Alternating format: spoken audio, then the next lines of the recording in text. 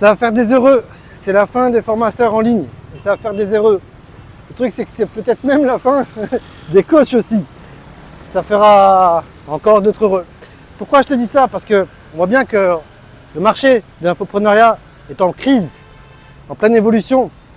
Moi, je vois bien depuis le début 2025, je vois plein d'acteurs aussi qui pleurent leur race. Il y en a peu qui en parlent, parce que j'ai l'impression que tout le monde a honte. Mais tu vois, en fait, c'est un peu le phénomène opposé de ce qui s'est passé pendant le Covid. Pendant le Covid, tout le monde s'est gavé. Et là, c'est la crise, en fait. Alors, d'où vient cette crise? Plusieurs facteurs. Certains déjà connus et d'autres nouveaux. Là, je vais partager avec toi mes propres prédictions personnelles. Le marché de l'infoprenariat, aujourd'hui, il est mûr, il est mature. Il y a eu tellement de grands lancements, les stratégies marketing ont tellement évolué. À l'époque, il suffit juste de faire un e-book. D'abord une page de vente, après un e-book, après il y a eu les lancements orchestrés, après il y a eu les webinars. Après là, en ce moment, on est vers la fin, je pense, des challenges. Et depuis début 2025, donc les ventes sont en berne. Et pour moi, il y a plusieurs raisons. Un, donc c'est la maturité du marché parce que les gens connaissent tous les formations en ligne, ils savent quand ils viennent à des webinaires, on va les pitcher une offre à la fin, ils savent très bien qu'un appel découverte gratuit pour apporter de la valeur, ils savent très bien que ça mène sur un closing aussi. Donc le marché est super mature. Les hold-up qu'il y a eu sur le CPF ont encore plus éduqué les gens aussi, tu vois. Donc les gens, ils connaissent bien maintenant les formations en ligne. Peut-être même que une grande majorité de la population a déjà, enfin ceux qui sont intéressés par se cultiver, ont investi dans les formations en ligne, au moins via leur CPF. Donc voilà, les gens maintenant ils connaissent bien. Et le truc c'est qu'il y a beaucoup de formations, c'était des formations de merde. Et donc les gens après ils sont dégoûtés puis mettent tout le monde dans le même lot quoi. Donc du coup ça fait beaucoup de gens victimes de marketing agressif, victimes de formations de merde, qui crée beaucoup de suspicions, un marché extrêmement mature. Sans compter que 2025, c'est quoi? C'est la grande année de l'intelligence artificielle. Et tu vois, je le sais, tu le sais, nous le savons, vous le savez, ils le savent. C'est que aujourd'hui, on arrête de chercher sur YouTube, on a arrêté de chercher dans Google, on pose la question à ChatGPT. Alors bien sûr, ouais, il y a d'autres IA, mais grosso modo, on pose la question à ChatGPT et on a une réponse qui est ordonnée, qu'on peut refine, réadapter si on n'a pas compris. Alors je sais, il y en a qui vont dire ouais mais ChatGPT se trompe. Oui c'est vrai, franchement, 15 à 20%, il se trompe lors du premier coup. Enfin tu vois, un coup, et tu as juste à reformuler ta question, tu as la bonne réponse. Et note au passage que je pense que l'être humain se trompe beaucoup plus souvent que ChatGPT. Bref, les gens du coup ressentent moins le besoin de se former parce qu'ils ont le meilleur des formateurs disponibles gratuitement dans leur poche avec des réponses très précises et personnalisées spécifiquement pour eux. Et du coup, c'est normal qu'ils ressentent moins le besoin de se former ou d'acheter des formations. Et ça va pas évoluer, ça va être de pire en pire. D'ailleurs, tu vois, on remarque aussi, regarde si tu observes dans le temps, la durée des contenus fait que raccourcir. Ça a commencé par les films qui ont fait des séries de plus en plus courtes. Même les hits, tu vois. Avant, un titre radio, c'était 4 minutes. Après, c'était 3 minutes 30. Après, c'était 3 minutes. Là, on se rapproche de 90 secondes, tu vois. Les contenus sur Internet, c'est pareil. Ça fait que raccourcir, tu vois. Avant, on faisait des vidéos de 20 minutes, après 15 minutes, après 10 minutes, après 7 minutes. On est passé à 3 minutes, on est passé à 60 secondes. Et maintenant, tu as de plus en plus de contenus courts qui durent même moins de 30 secondes.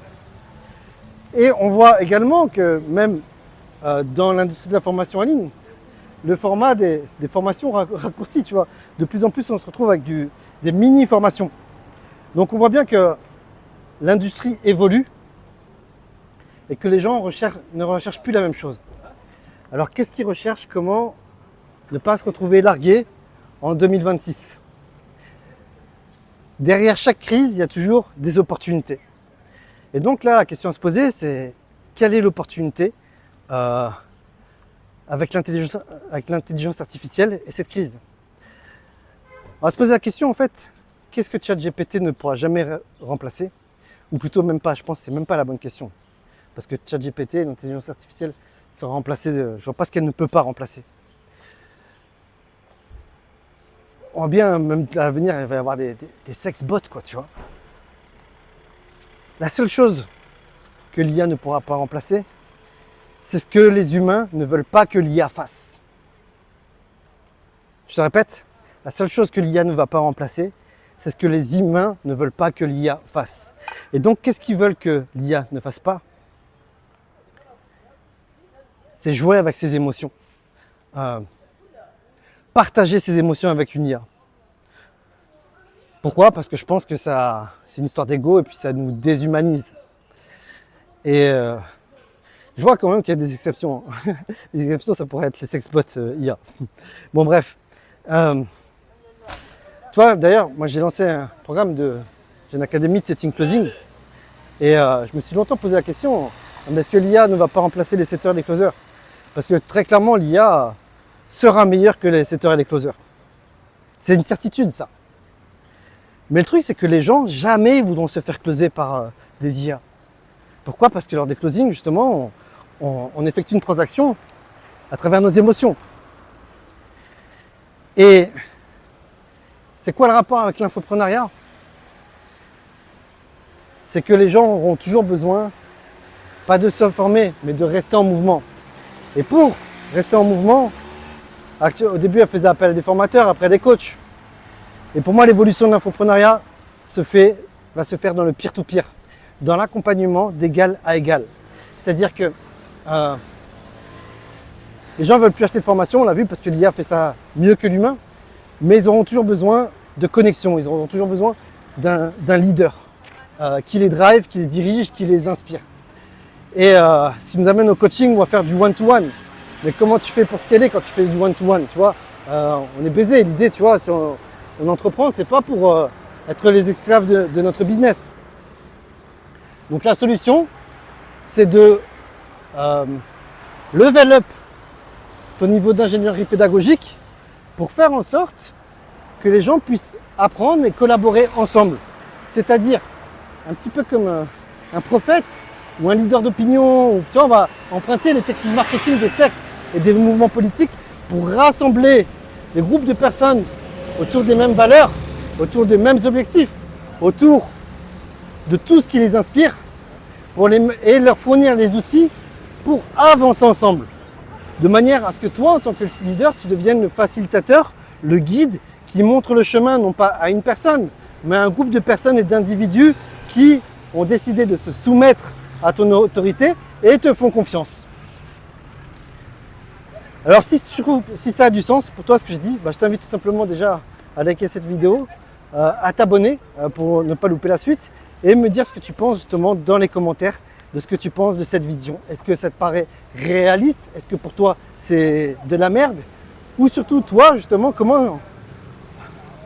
où est-ce que tu trouves les opportunités dans ce nouveau modèle qui arrive pour 2026? Pour moi, très clairement, ça va être la communauté et se level up en tant que leader et actionner cette communauté pour faire bouger les gens ensemble. Et je ne te parle pas de communauté school à la con dans lesquelles il y a grosso modo que l'infopreneur qui poste.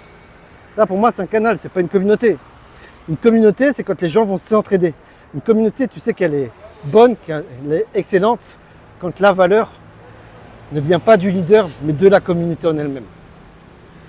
Sur quoi je me base pour te dire ça, c'est que je pense qu'on était en 2011. À cette époque-là, j'avais un forum Black Hat SEO avec peut-être, je sais pas, 200 membres. 200 SEO et Black Hat SEO. Mais c'était la guerre, la communauté. C'était fou, il y avait plein d'interactions, tout le monde était super actif. D'ailleurs, j'avais une politique justement de nos posts, en fait, ce que j'appelais les membres silencieux. En fait, je les bannissais. Donc voilà, tu vois, c'est ça une communauté. Et c'est ça ce que je vais essayer de faire dans les semaines à venir. Alors, 2011, 2025, il y a 14 ans qui sont passés. Avant, j'étais un bon leader d'opinion. Maintenant, avec la publicité, je suis devenu feignant, je suis devenu mauvais en création de contenu. Mais j'espère que je vais poster tous les jours et j'espère que je vais vite progresser pour vite vous rassembler autour de ma cause.